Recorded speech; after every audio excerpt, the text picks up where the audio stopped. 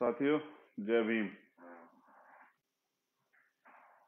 बहुजन समाज में समय समय पर जन्मे सभी संतों, गुरुओं, महापुरुषों को नमन करते हुए और जो सामाजिक परिवर्तन के अग्रदूत महामानव महापुरुष हुए हैं उनको भी नमन करते हुए देश की आजादी के लिए या अम्बेडकरवाद या बहुजन आंदोलन के लिए या हाशिए पे गिराए गए वंचित वर्ग के लिए जिसने भी एक दिन भी काम किया, उन सभी साथियों को, योद्धाओं को धन्यवाद देते हुए जो पूर्व में आंदोलन चले, उन आंदोलन के जो अग्रदूत हैं, उन सबको अपना क्रांतिकारी जय भीम नीला सलाम पेश करता हूं। साथियों, आज का लाइव महत्वपूर्ण लाइव है, तो मैं महापुरुषों को नमन तो करना यही होता है कि उनके दिखाए रास्ते पे आप चलें, क्योंकि सभी महापुरुषों ने कहा कि हमारे चित्र नहीं, चरित्र पकड़िए। लंबे समय से हमने चित्र ही पकड़े, चरित्र नहीं पकड़े। उसका खामियाजा हमें समाज को भुगतना भी पड़ा है। एक महानायिका जिनका आज जन्म दिवस है, जयंती है, उनको तो नमन करना पड़ेगा। देश की प्रथम शिक्षिका, बालिकों की, बच्चियों की प्रथम शिक्षिका, उनको पढ़ने के मार्गदर्शन करने वाली माँ सावित्रीबाई फूले को नमन करता हूं। आज उनकी जयंती है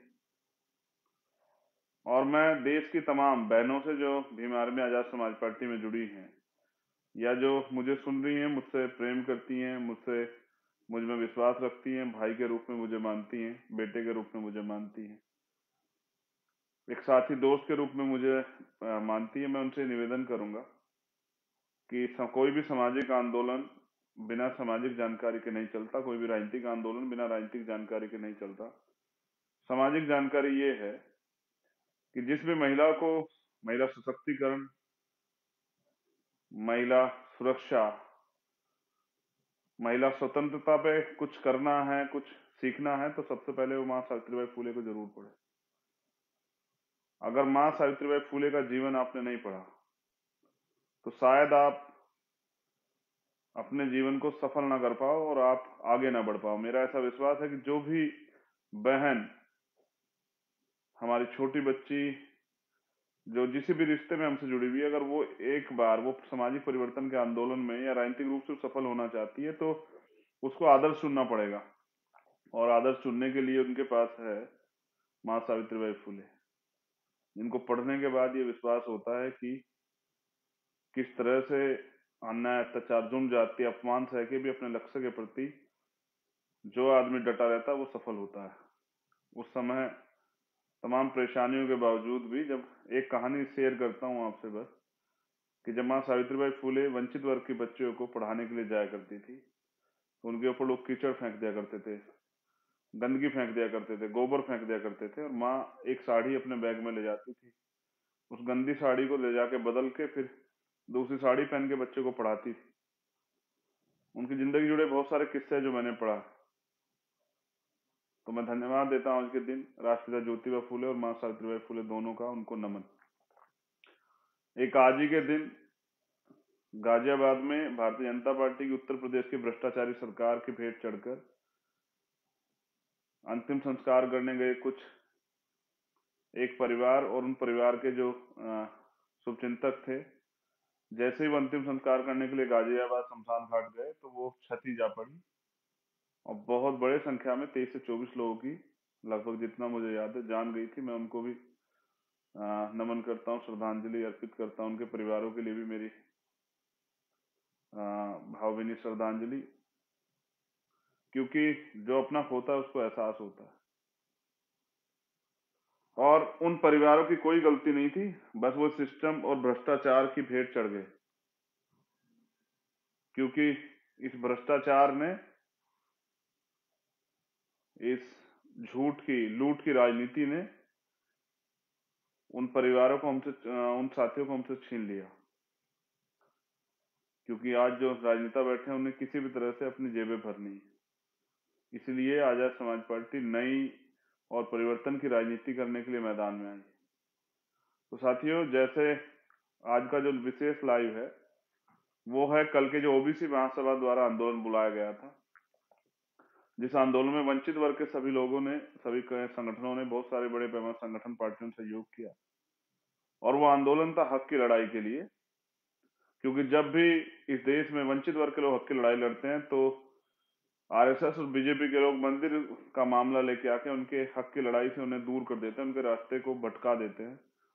लेकिन इस बार उन्होंने जो अन्याय, जुल्म और अत्याचार उनके साथ हुआ, उनका जो अधिकार है उसे छीनने का प्रयास किया गया कि पंचायत चुनाव में बिना ओबीसी आरक्षण के पंचायत चुनाव होंगे, ऐसा प्रयास किया गया। उसके विरुद्ध उन्होंने आंदोलन मजबूत किया और भीम आर्मी की वहां की टीम ने समर्थन किया। जैश के साथियों का बड़ा समर्थन था। कल उनका आंदोलन था, मैं भी उसमें शामिल होने के लिए गया था, लेकिन आपके जानने की इच्छा भी थी कल हुआ क्या। तो साथियों, जैसे ही मैं एयरपोर्ट पहुंचा भोपाल और एयरपोर्ट उतरा ही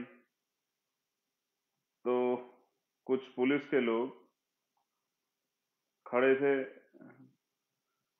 इस तरह के कपड़े और झंडे पहने हुए जैसे वो हमारे संगठन और जो ओबीसी महासभा के साथी हैं उनके संगठन के लोग हों।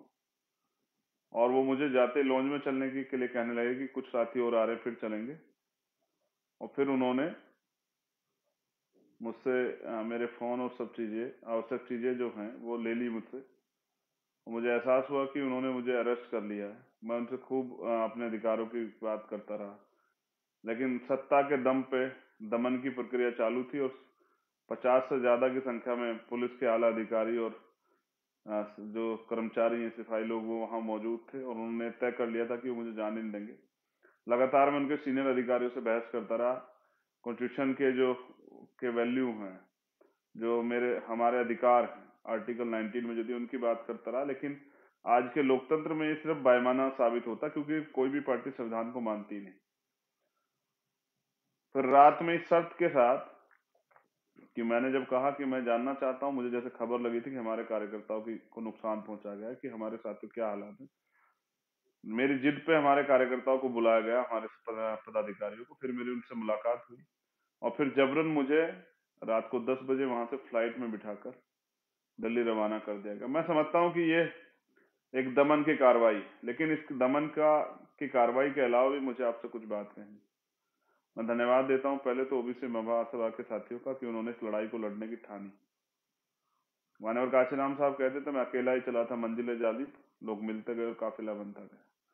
आपने शुरुआत की है और दमन की शुरुआत भाजपा की शिवराज सिंह चौहान ने की है।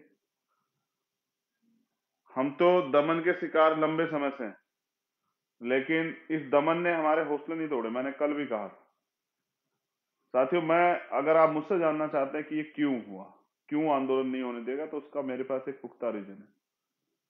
क्योंकि जब भी इस देश में बहुजन समाज के लोग, यानी कि स्पेशल एससी, एसटी, ओबीसी और माइनॉरिटी के लोग इकट्ठे होने का प्रयास करेंगे, ये सरकार किसी भी कीमत पे नहीं होने देगी, ये हो या कोई और सरकार हो। क्योंकि वो जानती है लोकतंत्र में जिस दिन बहुजन समाज के लोग इकट्ठा हुए उस दिन सत्ता की चाबी हमारे हाथ में होगी, और ये नहीं चाहते कि हमारी एकता मजबूत हो। कल दलित, पिछड़े और आदिवासी समाज के लोग अपने हकों की लड़ाई के लिए एक दूसरे का साथ निभाने के लिए, जैसे मंडल कमीशन की लड़ाई गई थी, वो एक साथ अपने साथियों की आवाज पे इकट्ठे खड़े थे। और ये सरकार नहीं देख पाई, सरकार इससे डर गई, सरकार इसका भय ले गई। मुख्यमंत्री तो अपना घर छोड़ के भी वहां से गायब हो गए, क्योंकि बहुजन समाज के लोगों ने तय किया था कि भाई हमें घेराव करना, हमें जवाब चाहिए, हमें अपने हक अधिकार चाहिए। लेकिन ये तो पहली लाइन है मेरी, जो मैंने आपको समझाया कि सरकार ने क्यों किया, आंदोलन क्यों नहीं होने दिया। लेकिन जो दमन किया गया, जैसे पुलिस ने, सरकारी मशीनरी ने हमारे कार्यकर्ताओं की गाड़ियां तोड़ी। आपको ने कुछ वीडियो भी मैंने वायरल की थी अपने पेज से, भीम आर्मी अकाउंट, मेरे अपने ट्विटर अकाउंट से। पुलिस ने जिस तरह से हमारे कार्यकर्ताओं गाड़ी को फेंक दिया, पुलिस ने जिस तरह से पत्थर से पुलिस के कर्मचारियों ने हमारी गाड़ी को तोड़ने का काम किया। तो ये गुंडागर्दी किसके इशारे पे की गई? मैं समझता हूँ सरकार चाहती थी किसी तरह से हमारा आंदोलन हिंसक हो जाए। मैं धन्यवाद देता हूँ भीम आर्मी आजाद समाज पार्टी के कार्यकर्ता को, सभी संगठनों के साथियों को। उन्होंने लाठियां भी खाई, अपमान भी सहा, लेकिन आंदोलन को हिंसक नहीं होने दिया। क्योंकि अगर ये आंदोलन हिंसक हो जाता तो ये कहना बहुत आसान हो जाता कि ये हिंसक लोग हैं। कल आपने अपने आंदोलन को एक तरह से, मैं इसे जीत तो नहीं मानता, लेकिन मैं ये भी विश्वास के साथ कहता हूं, कल आपने एकता की शुरुआत की। लेकिन जो दमन की कार्रवाई मुख्यमंत्री ने शुरू की है, शिवराज सिंह चौहान जी ने, तो मैं बस उस पर आपको इतना कहना चाहता हूं, मुख्यमंत्री जी, शुरुआत आपने की है और इस लड़ाई को अंजाम बहुजन समाज के लोग देंगे। आने वाले समय में ओबीसी महासभा, जैश और भीम आर्मी मजबूती से अपने माइनॉरिटी के साथियों को, सिख, बौद्ध, जैन, पारसी, मुसलमान जो साथी वहां जिनके संगठन को साथ लेके मध्य प्रदेश में तीसरा विकल्प बनेगी। क्योंकि अब आपसे और दूसरे दलों से, चाहे वो बीजेपी और कांग्रेस, हमारी उम्मीदें खत्म हो चुकी हैं।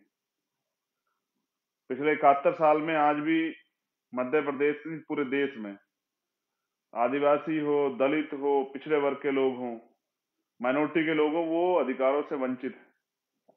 और गजब की बात तो ये देखिए, अधिकारों से वंचित है और जुल्म, जाति, अन्याय, अत्याचार सह भी रहे हैं। जो संवैधानिक मूल्य हैं, संवैधानिक अधिकार है, उनसे वंचित हैं। हमेशा सरकारें बदलती हैं, सरकारें नहीं बदलती हैं, सिर्फ चेहरे बदलते हैं। लोगों की मंशा, नियत और नीति वही रहती है, जिसके कारण आज भी हम लोग रोटी के लिए मोहताज, हक अधिकारों के लिए मोहताज है। जिस जमीन को आदिवासी तैयार करता है, उसको सरकार के लोग, पूंजीपति लोग सरकार के साथ मिलकर छीन लेते हैं। जिस पिछड़े वर्ग की बात हम करते हैं, 52% ओबीसी वर्ग के जो लोग, जिनकी जो जनगणना है 31 की, उस जनगणना के आधार पर 52% पिछड़े वर्ग के लोगों को 12-14% आरक्षण, ये अन्याय, जुल्म, जाति आखिर कब तक? लेकिन कल पिछड़े वर्ग के लोगों ने मध्य प्रदेश में तो मोर्चा ले लिया और उन्होंने साबित कर दिया कि अब पिछड़े वर्ग के लोग इनकी झूठे छद्म राष्ट्रवाद और हिंदुत्व के झूठे नारों में और धर्म और मंदिर मस्जिद के नारों में नहीं आएंगे। वो अब इस लड़ाई को मजबूती से लड़ेंगे और वो अब हक अधिकार चाहते हैं। और स्पेशली जैसे मैंने नौजवानों का जोश देखा, बहुजन समाज में पिछड़े वर्ग के लोग, नौजवानों को, पिछड़े वर्ग के नौजवानों को मैंने जोश देखा इस आंदोलन में, उससे स्पष्ट हो गया है कि पिछड़े आने वाला वक्त जो है ना, वो बहुजनों का है। डॉक्टर अंबेडकर कहते हैं कि जाओ अपनी घर की दीवारों पर लिख दो, हम इस देश के शासक हैं और हमें इस देश का शासक बनना। ये बात डॉक्टर अंबेडकर ने तब कही जब हमारे घरों पे दीवारें भी नहीं थी, लेकिन एक सपना था उनका, एक विजन था कि एक समय आएगा हम ही लोग इस देश में शासक बनेंगे। और नौजवानों से भी मैं कहना चाहता हूं कि हम आंदोलन दोबारा करेंगे और मजबूत आंदोलन करेंगे, इतना मजबूत आंदोलन करेंगे जैसे कल आपके आंदोलन ने भाजपा के मध्य प्रदेश के जो शासनकाल, सत्ता की ताबूत में कील ठोकने का काम किया। आने वाला जो आंदोलन है वो इनको सत्ता से बेदखल करने का काम करेगा।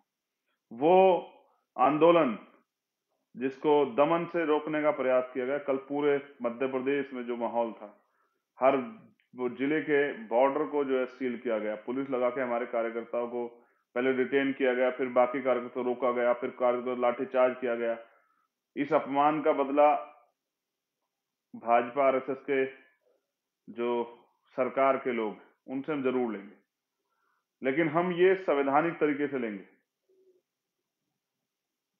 मैंने कल एक हैशटैग भी देखा, रात में आके मुझे मेरे साथियों ने दिखाया, जिसमें कुछ सरकार के लोग चला रहे, चंद्रशेखर आजाद पे राष्ट्रपति लगाओ। तो मैं कह रहा हूं, आइए, स्वागत है ना आपका। अगर पिछड़े वर्ग के हितों की रक्षा के लिए लड़ते मुझे मेरे ऊपर राष्ट्रपति लगती है तो मैं स्वागत करूंगा। क्योंकि मैं मान्यवर काशीराम साहब को अपना नेता मानने वाला व्यक्ति, महामना रामस्वरूप वर्मा, बाबू जगदेव प्रसाद कुशवाहा, जननायक कर्पूरी ठाकुर, प्यारे लल्लू यादव, प्यारे रामास्वामी नायकर को अपना आदर्श मानने वाला छत्रपति साहू जी महाराज और राष्ट्रीय ज्योतिबा फुले को अपना आदर्श मानने वाला चंद्रशेखर आजाद, मान्यवर काशीराम साहब और डॉक्टर बाबा साहब अम्बेडकर को आदर्श मानने वाला चंद्रशेखर आजाद, अगर वो जो बहुजन समाज बनाना चाहता है, अगर उस बहुजन समाज बनाने की लड़ाई में, संघर्ष में मुझे मेरी जान चली जाती है, या मुझे रासुका लग जाती है, या मेरे ऊपर और कोई धारा लग जाती है, या मुझे जेल हो जाती है, तो ये मेरे लिए गर्व का विषय। मैं क्रांतिकारी हूं, नेता नहीं। नेताओं को डर लगता है जेल से, नेताओं को डर लगता है मुकदमों से। ना मुझे सरकार से डर लगता, ना मुकदमों से डर लगता, ना इनकी सीबीआई ईडी इनकम टैक्स से डर लगता, और ना ही मुझे हथकड़ियों से डर लगता। मैं तो समझता हूँ एक क्रांतिकारी के लिए गहना होती है हथकड़ियां। तो इस बार तो मैं शिवराज सिंह जी से कहूंगा कि दीवारें ऊंची कराओ और जेल बड़ी करा लो। इस बार जब हम आंदोलन करेंगे तो भोपाल में जगह कम पड़ जाएगी, क्योंकि हमारी संख्या बहुत है। 90% बहुजन समाज के लोग रहते हैं मध्य प्रदेश में, जिनके पास शासन सत्ता होनी चाहिए थी, जो खुद देने वाले समाज होते, जो प्रदेश में वंचित वर्ग के लिए नीतियां बना रहे होते, वो समाज कल सड़कों पे अन्याय अत्याचार के खिलाफ लड़ रहा था, अधिकारों के लिए लड़ रहा था। मुझे तो अच्छा लगा कि वो लड़ रहा था, लेकिन मैं समझता हूं कि अगर जितना जल्दी ये समाज अपनी ताकत को पहचान जाएगा, वोट की वैल्यू को समझ जाएगा और दो दुश्मन का फर्क कर लेगा, उतना जल्दी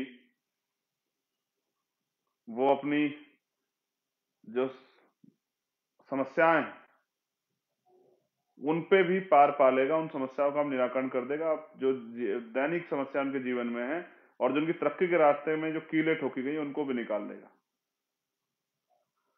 नौजवानों ने मजबूती से आंदोलन किया, मैं धन्यवाद करने के कार्यकर्ताओं का। और मैंने तो, हमारे कार्यकर्ता जो सभी संगठनों से हैं वो सब हमारे ही हैं।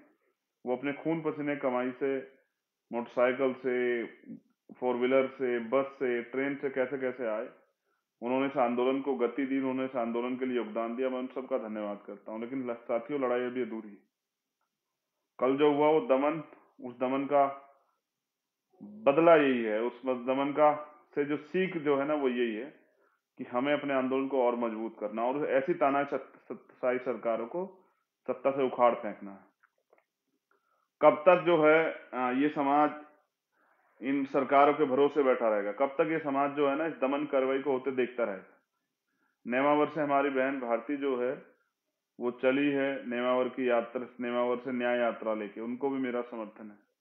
मैं गया था नेमावर और सरकार को अब झुकना पड़ा, सीबीआई जांच के ऑर्डर करने पड़े। लेकिन आप देखिए कि जहां न्याय के लिए सीबीआई के न्याय के लिए यात्रा निकालनी पड़े, आंदोलन करने पड़े, सड़कें जाम करनी पड़े, सभाएं करनी पड़े, तो समझिए वो सरकार कितने निकम्मी। तो शिवराज सिंह जी, आपने हमारी गाड़ियां तोड़ी, लेकिन हमारे हौसले नहीं तोड़ सकते। आपकी पुलिस हमें लाठियों से पीट सकती है, हमें अपमानित कर सकती है, लेकिन हमारे संकल्प को कमजोर नहीं कर सकती है। आपने जो सोचा था ना कि बहुजन कल इकट्ठा नहीं होंगे, बहुजन तो इकट्ठा हो चुके, आपको एहसास नहीं, आपकी जमीन से रख रही है। गांव गांव में इस बात की चर्चा है कि ये सरकार पिछड़ा और दलित और आदिवासी विरोधी है।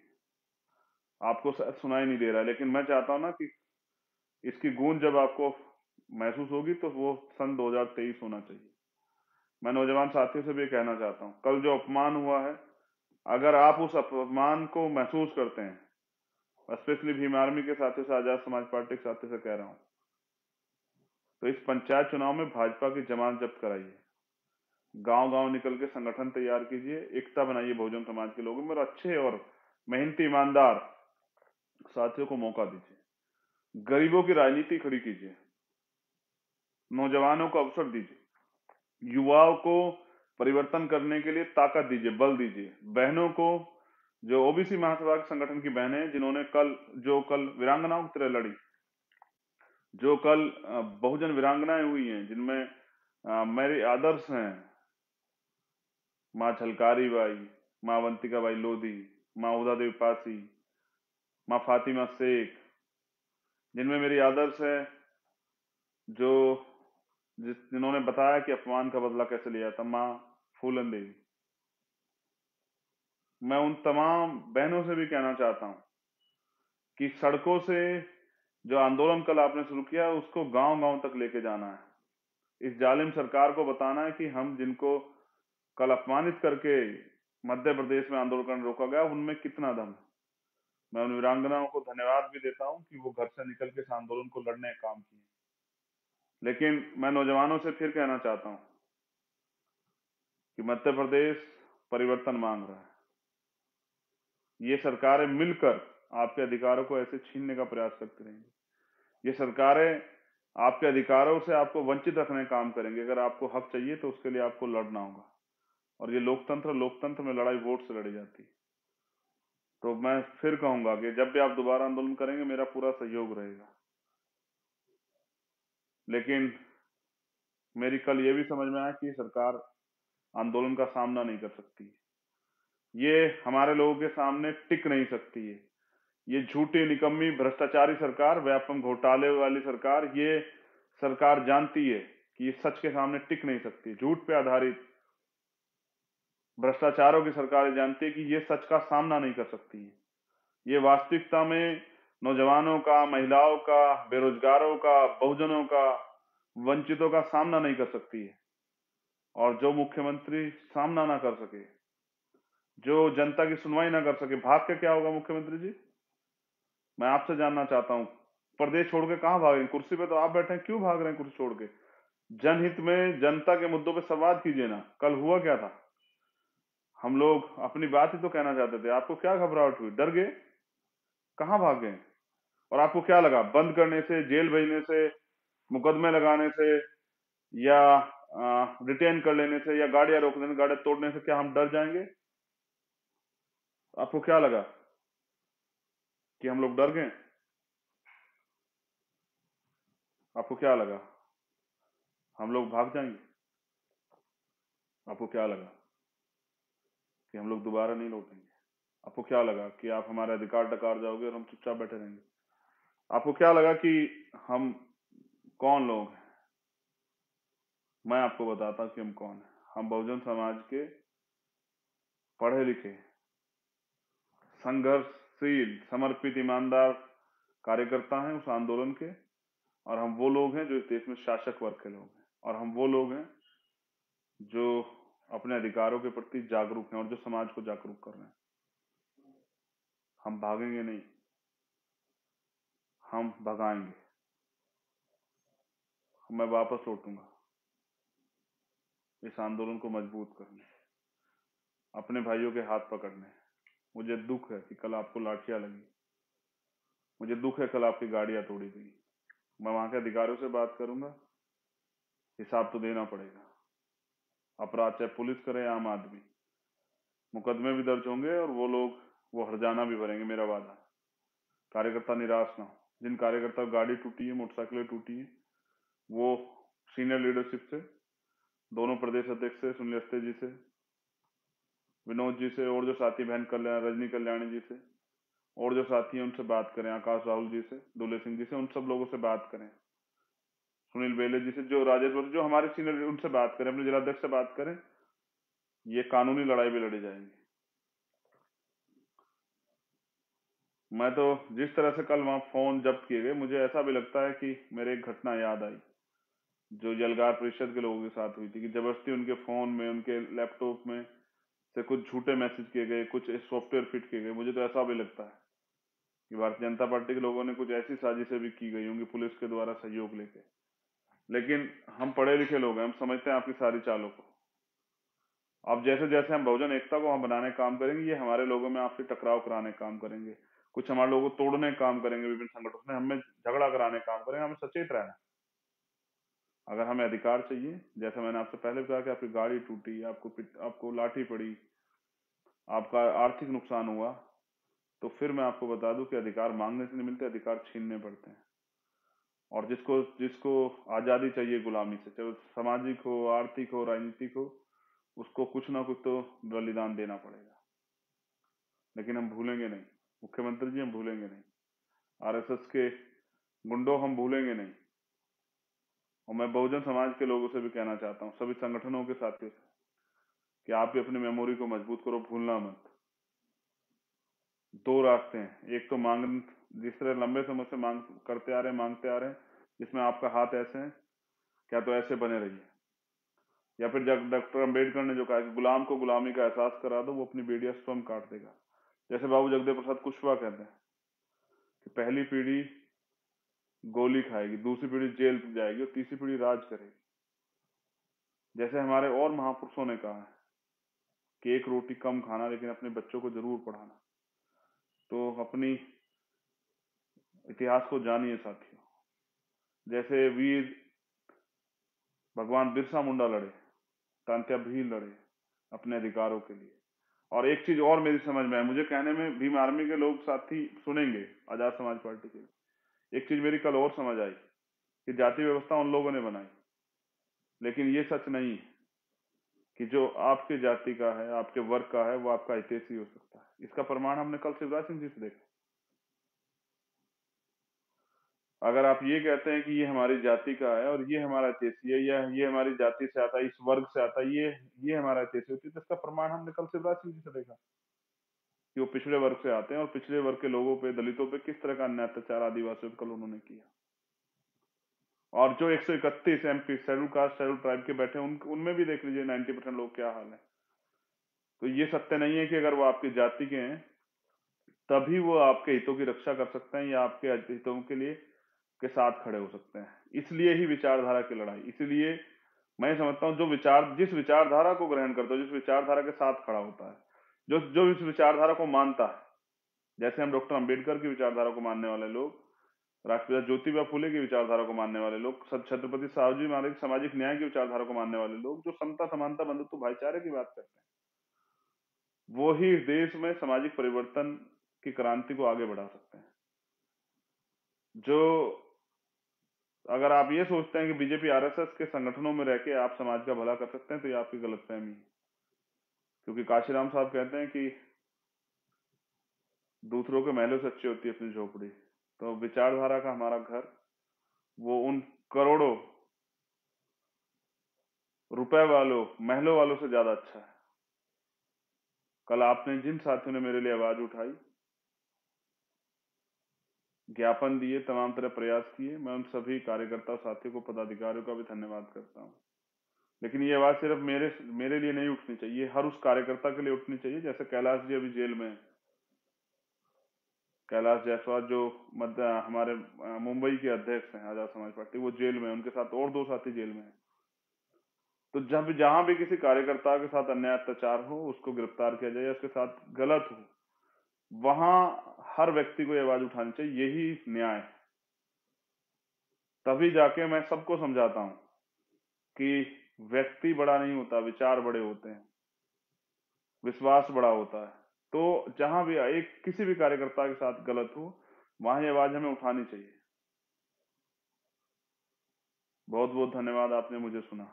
मध्य प्रदेश के साथियों से कह रहा हूं, कल के अपमान का बदला जरूर लिया जाएगा। बदला इसी तरह लिया जाएगा कि जिस सरकार ने हमें बेइज्जत किया, उस सरकार को सत्ता से बेदखल करा के और अपने लोगों को सरकार में, यानी कि बहुजन समाज के लोगों को सरकार में बिठाना है। और अब हम ज्यादा दिन वहां मांगने वाला समाज नहीं बना रहेंगे, देने वाला समाज बनेंगे। हम बहुजन समाज बना के वहां सत्ता में स्थापित होंगे और सत्ता में स्थापित होके वंचित वर्ग के लोगों के लिए तरक्की के रास्ते खोलने के लिए नीतियां बनाएंगे। हम चल लौटेंगे और एक बड़ा आंदोलन करेंगे। तारीख आप तय कर लीजिएगा, मिलके मैं वापस आऊंगा। मेरे लिए यही राजनीति है कि जहां मेरी जरूरत हो मैं वहां खड़ा रहूं। मैं दोबारा फिर कह रहा हूं अपने पिछड़े वर्ग के भाइयों से कि जो कारवा मान्यवर काशीराम साहब अधूरा छोड़ गए, उसको पूरा करने के लिए मैं अपने जीवन का एक क्षण, लहू का आखिरी कतरा लगा दूंगा। मुझे बस सिर्फ आपके विश्वास की, आपके सहयोग की जरूरत है। आपने निकम्मे झूठे लोगों पे विश्वास किया है, आप सच्चे लोगों पे, ईमानदार लोगों पे, संघर्षशील लोगों पे विश्वास कीजिए और अवसर दीजिए। ये जो गुलामी जिसको आप महसूस करते हैं, जो बेबसी जिसको आप महसूस करते हैं, महिलाओं पे होने वाला तमाम तरह का शोषण, उनकी उनके उनके साथ जो है उनका आर्थिक सशक्तिकरण जिन कारणों से नहीं हो पा रहा, उन सब चीजों पे काम करके, एजुकेशन पे, हेल्थ पे, रोजगार पे, नौजवानों के लिए रोजगार बहुत बड़ा मामला है, इन सब चीजों पे काम करके एक अच्छा सशक्त समाज बना के एक अच्छा प्रदेश और एक अच्छा देश बनाने का काम करेंगे। आपसे आशा और सहयोग की उम्मीद के साथ साथ जय भीम, जय भारत, जय संविधान, जय लोकतंत्र, जय विज्ञान, और वहां पहुंचे सभी साथियों का धन्यवाद। हम फिर मिलेंगे। मुख्यमंत्री जी, आपको क्या लगा हम डर गए? वापस लौटेंगे। अगर इस बार ताकत इतनी होगी कि आपकी पुलिस रोक नहीं पाएगी। धोखे से किसी गिरफ्तार करना और अपने आप को ताकतवर समझना, ये गलतफहमी है। अगर एक बार पहले एहसास होता तो चंद्रशेखर आजाद आजाद है, उसे आप रोक नहीं पाते। दोबारा प्रयास कीजिएगा। इस बार कह के आऊंगा, बता के आऊंगा, मौका दे के आऊंगा। जय भीम, जय भारत। कल के आंदोलन को सफल बनाने के लिए सब एक एक कार्यकर्ता पदाधिकारी का बहुत बहुत धन्यवाद। जय भीम।